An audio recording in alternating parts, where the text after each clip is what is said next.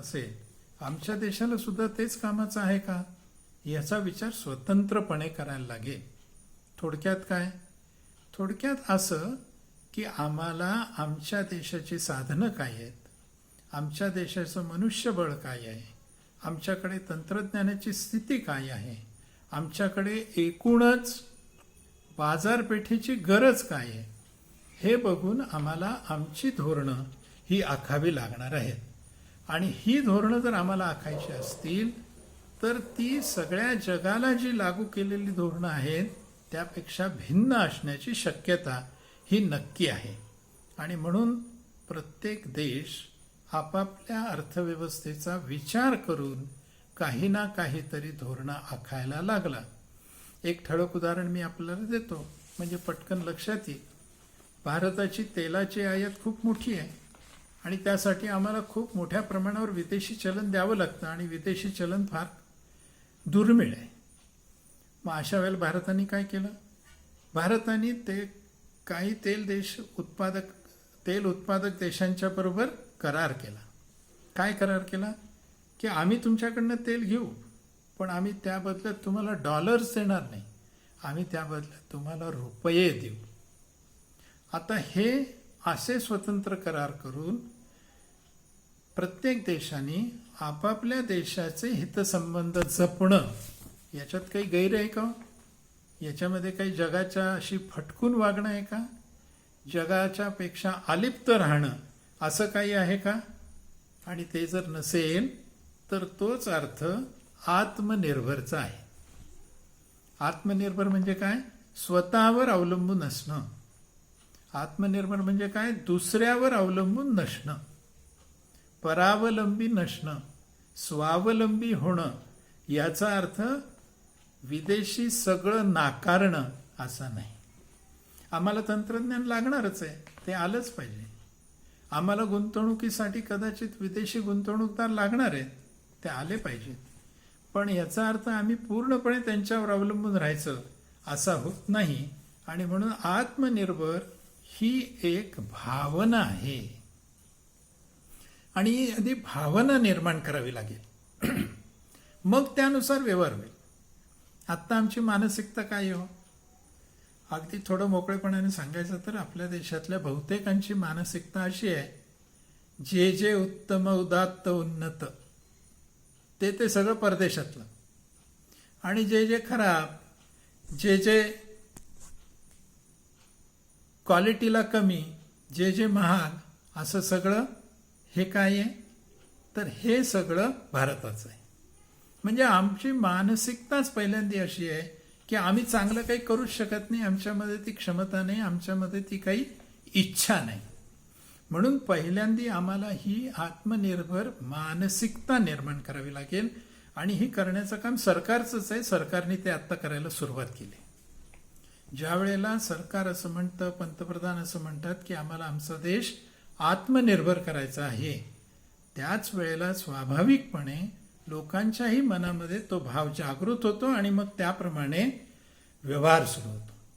आता कोणी असं म्हणेल की विदेशी चांगलं आहे तर आम्हाला दिसतं, देशात उत्पादित होणारी चांगल्या वस्तू नाही आहेत हे आम्हाला दिसतं, की त्यामुळेच आम्हाला आमच्या देशातल्या उत्पादनांवर, उत्पादकांवर, संस्कृतीवर, वस्तूंवर एक प्रकारचा अविश्वास आहे, एक प्रकारची तुच्छता आहे.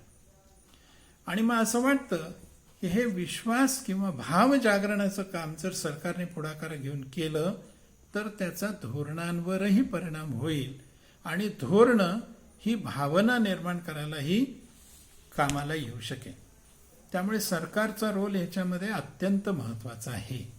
आत्मनिर्भर भारत अशी घोषणा करून पंतप्रधानांनी पहिल्यांदा तो भाव जागरण करण्याचा अतिशय चांगला प्रयत्न केला.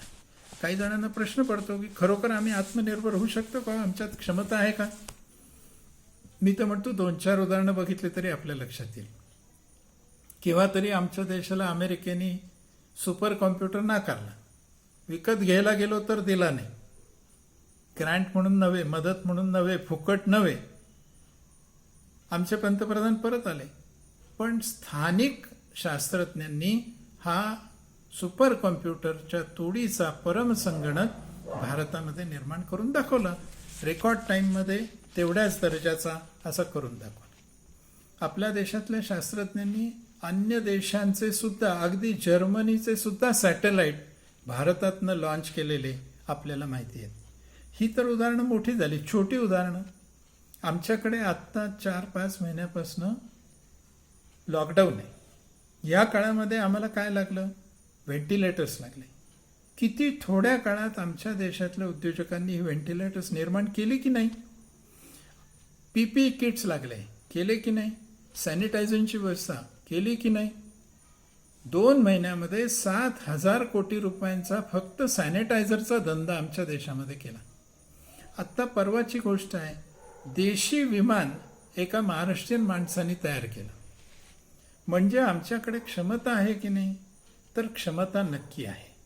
आणि ही क्षमता आहे हे वारंवार सिद्ध झालंय. जगात भारतीय लोकांनी केलेल्या अनेक गोष्टी आपल्याला दिसत आहेत आणि त्या सगळ्या गोष्टी या भारतीयांच्या क्रिएटिव्हिटीचं एक प्रकारे द्योतक आहेत. आणि म्हणून हे होऊ शकतं. फक्त ती काही जादूची कांडी नाही आहे, कारण शेवटी उत्पादनाची एक प्रक्रिया आहे. त्या प्रक्रियेमध्ये पहिल्यांदा गुंतवणूक करायला लागते, त्याच्यासाठी तंत्रज्ञान विकसित करायला लागतं, ज्याला रिसर्च अँड डेव्हलपमेंट म्हणता येईल. त्याच्यापुढे ट्रायल प्रोडक्शन करावं लागतं आणि मग त्याच्यापुढे कमर्शियल प्रोडक्शन होऊन ते बाजारामध्ये येतं. याचा अर्थ काय? ही प्रक्रिया व्हायला काही वेळ लागणार आहे. त्यामुळे आधी भावजागरण आहे, आत्मविश्वास निर्माण आहे. आत्मविश्वास निर्माण झाल्यावर मग ह्या सगळ्या गोष्टींची सुरुवात होणार आहे. म्हणून सरकारी धोरणांचा याच्यासाठी खूप मोठा वाटा आहे. काही जणांना आठवत असेल, एक 8-10 वर्षापूर्वी डिझेल कार बंद करायचं असं सरकारचं धोरण असेल अशी कल्पना केली मांडली गेली आणि सारखी धोरणं बदलत राहिली. त्यामुळे एकदा ह्या सगळ्या ऑटोमोबाईल मॅन्युफॅक्चरर्सनी सरकारकडे जाऊन विचारणा केली की तुम्ही असं काही ठेवणार आहात का? डिझेल कार मॅन्युफॅक्चरिंग बंद करणार आहात का? कारण आम्ही गुंतवणूक करायची की नाही डिझेल मॅन्युफॅक्चरिंगमध्ये हे आम्हाला ठरवायचं आहे आणि ते तुमच्या धोरणावर अवलंबून राहणार आहे. म्हणजे कसं उत्पादन हे सरकारी धोरणावर अवलंबून असतं. मला असं वाटतं की हे फार सहजपणे आपल्या लक्षामध्ये येऊ शकतं. आणि म्हणून सरकारने केवळ फक्त आत्मनिर्भर भारताची घोषणा केली नाही, तर त्याच्या जोडीला काही धोरणं सुद्धा जाहीर करायला सुरुवात केली. आपल्या सगळ्यांना माहिती आहे, चीनी ॲप्सवर बंदी आणली. परिणाम काय झाला? त्या ॲप्सचा वापर बंद झाला आणि त्याच वेळेला भारतीय ॲप्स विकसित व्हायला सुरुवात झाली. टिकटॉक गेलं आणि त्याच्या बदल्यात आमच्याकडे काही ना काहीतरी दुसरी ॲप्स येऊ लागली ना. याचा अर्थ असा आहे, आमच्याकडे क्षमता आहे, त्याला जर सरकारी धोरणांचा पाठिंबा असेल, प्रोत्साहन असेल, मदत असेल तर ते आम्ही करू शकतो.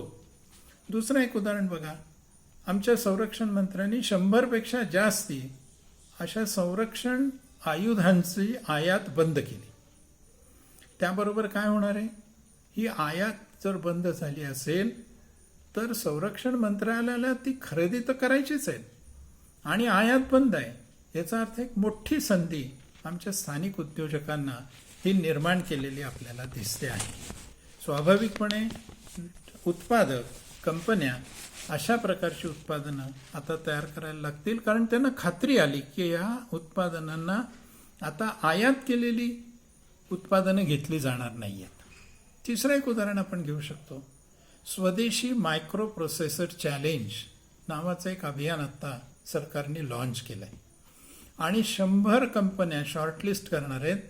त्या 100 कंपन्यांना 1 कोटी रुपयाची ग्रँट दिली जाणार आहे. या 100 कंपन्यातल्या पहिल्या 25 कंपन्यांना प्रत्येकी 1 कोटी अशा प्रकारची ग्रँट दिली जाणार आहे आणि त्यातल्या पहिल्या 10 कंपन्यांसाठी 2.3 कोटी इतकं बीज भांडवल सरकार देणार आहे. मला असं वाटतं की मायक्रो प्रोसेसर हा जो मोठ्या प्रमाणावर आयात होतोय, त्याला जर अशा प्रकारच्या धोरणाची साथ मिळाली, अशा प्रकारे सरकारचा पाठिंबा मिळाला तर स्वाभाविकपणे इथला उद्योजक त्या पद्धतीने काम करायला लागेल.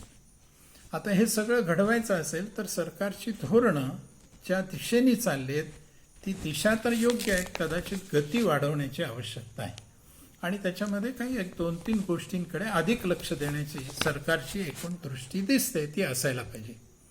एक म्हणजे खरं तर हा सगळा आत्मनिर्भर भारताचा जो काही स्वप्न आहे, हे स्वप्न ग्राम केंद्रित, कृषी आधारित असं असायला हवं. आमचा सगळा विकासाचा जो काही विकासाचं मॉडेल आहे, हे विकासाचं मॉडेल ग्राम केंद्रित असलं पाहिजे. आत्ता ते झाले शहर केंद्रित किंवा महानगर केंद्रित, शहर पण नाही, मेट्रोज. ते असलं पाहिजे ग्राम केंद्रित. आणि दुसरं कृषी आधारित. आत्ता आमचं सगळी अर्थव्यवस्था जी आहे, 55% जास्त GDP हा सेवा क्षेत्रातनं येतोय आणि कृषीतनं 17-18% फक्त येतोय. अशी स्थिती आमची नव्हती. आम्ही ॲग्रिकल्चरसाठी स्वावलंबी झालो आणि स्वावलंबी झालो म्हणूनच आत्ता ह्या लॉकडाऊनच्या काळामध्ये जे वर्कर्स परत गेले किंवा जे गरीब मंडळी आहेत, अशा मंडळींना अन्नधान्य सरकार फुकट देऊ शकलं, कारण तेवढं अन्नधान्याचं भांडार सरकारकडे तयार होतं. आम्ही आत्मनिर्भर नक्की झालो अन्नधान्याच्या बाबतीत, पण उत्पादन झालं, पण शेतकऱ्याच्या हातात उत्पन्न येत नाहीये. याच्यासाठी विक्री, साठवणूक आणि योग्य भाव या 3 गोष्टींकडे लक्ष द्यावं लागेल. कृषी मालाच्या विक्रीसाठी सरकारने आता एक ई-नाम योजना केली, electronic national agriculture market, e-NAM. याच्यावर आता शेतकरी फक्त आपल्या जवळच्या कृषी उत्पन्न बाजार समितीत माल विकायची आवश्यकता राहणार नाही. तो आता देशस्तरावर आपल्या ठिकाणी बसून इलेक्ट्रॉनिक पद्धतीने कॉम्प्युटरवर इंटरनेटच्या साहाय्याने आपला माल कुठेही विकू शकतो. अशी ही ई-नाम योजना राबवायला सुरुवात होऊन 2-3 वर्ष होऊन गेले. तसंच दुसरी एक डेफिशियन्सी पेमेंट नावाची व्यवस्था आहे. हमी भाव दिला जातो आणि हमी भावाला सरकारला ते विकत घ्यावं लागतं, पण इथे सरकारची फार मोठी गुंतवणूक होत असते. साठवणुकीसाठी फार मोठी जागा लागते आणि त्याच्या लॉजिस्टिक्ससाठी फार मोठा खर्च होतो, कारण सरकारची गोदामं कुठे कुठे आहेत आणि माल कुठे कुठे पाठवायचा आहे. म्हणून आता सरकारने ही डेफिशियन्सी पेमेंट योजना आणली आहे. ती काय आहे?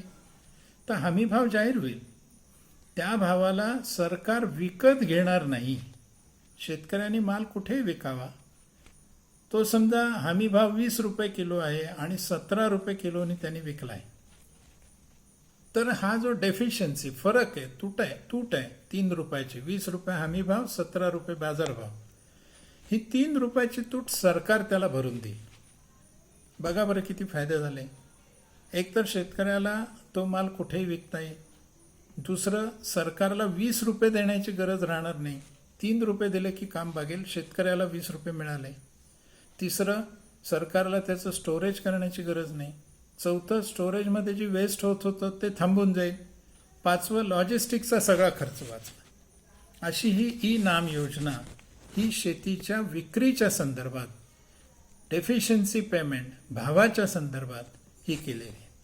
याच्यात जोडीला त्या आत्मनिर्भर भारतमध्ये लॉजिस्टिक्स आणि कोल्ड स्टोरेज याच्यासाठी भरपूर मोठी तरतूद केली आहे. थोडक्यात काय, कृषी आणि ग्रामीण अर्थव्यवस्था हा पाया धरून आत्मनिर्भर भारतकडे जाण्याची वाटचाल आहे. यातला दुसरा एक भाग आहे आणि तो म्हणजे MSMEs, medium small micro units. असे जे उद्योग आहेत, लघु उद्योग आहेत, मध्यम उद्योग आहेत, अशांना प्रोत्साहन देण्याचं सरकारचं धोरण हे आपल्याला दिसतंय. तेही आवश्यक अनेक कारणांसाठी आहे.